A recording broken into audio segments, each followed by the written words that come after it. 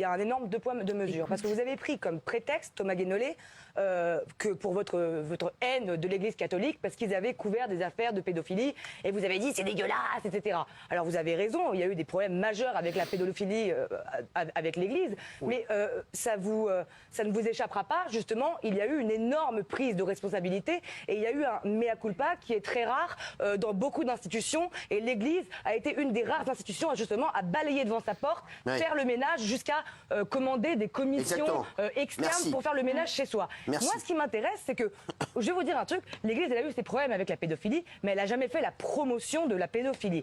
Mais vous savez qui est-ce qui a fait, vous savez qui est-ce qui a fait la promotion de la pédophilie, par contre? Le journal Libération. Et je sais que vous le savez parce que c'est notoire. Et je suis très étonnée que ça vous ait pas dérangé, ça, au moment où vous leur avez vendu pendant 20 ans vos vingtaines de tribunes. Pendant 20 ans, vous avez vendu des tribunes à Libération, alors que pendant les années 70, ils ont fait la promotion notoire de la pédophilie. Et là, vous n'avez pas dit c'est dégueulasse. Non, vous leur avez envoyé des tribunes pour faire...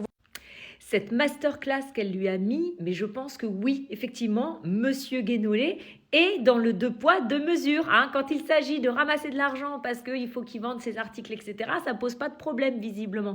De toute façon, tout ce qu'elle dit, c'est réel. Vous pouvez facilement vérifier, vous tapez Libération 1 sur la pédo, et vous allez trouver tous les articles où, déjà, par exemple, tu vois, en 79, ils ont donné la parole à un animateur qui aimait un peu trop les enfants, par exemple. Et puis, tu as cette merveilleuse une où tu vois une petite fille qui tient dans sa main « Je ne vais pas te décrire quoi » et où c'est marqué en dessous « Apprenons l'amour à nos enfants ». Je pense que ça se passe de commentaires. C'est une honte. En fait, Libération a voulu, je sais pas, rendre ça normal, alors que non, les enfants, ce n'est pas normal d'aimer trop les enfants. Ce n'est pas normal de vouloir faire des choses à des enfants. Ce n'est pas normal et ça devrait être puni, pour ma part, avec la Guigui en place publique, voilà. Donc en fait, Monsieur Guénolé, eh bien, lui, tout ce qu'il fait, moi je vous le dis, ce mec, il cherche simplement à exister. Donc qu'est-ce qu'il fait?